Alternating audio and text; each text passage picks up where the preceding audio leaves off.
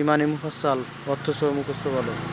ইমানি মুফাসসাল আমানতু বিল্লাহি ওয়া মালাইকাতিহি ওয়া কুতুবিহি ওয়া রাসূলিহি ওয়াল ইয়াউমিল আখিরি ওয়াল কদরি খাইরিহি ওয়া শাররিহি মিনাল্লাহি তাআলা ওয়াল বা'সি বা'দাল মাউত।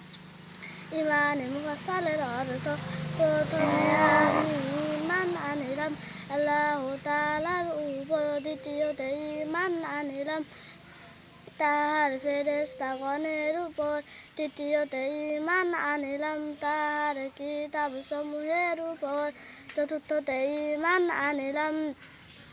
তাহার রাসূলগণের উপর, পঞ্চমে ঈমান আনিলাম কিয়ামতের দিনের উপর, ষষ্ঠে ঈমান আনিলাম ভালো মন্দ তাকদীরের উপর,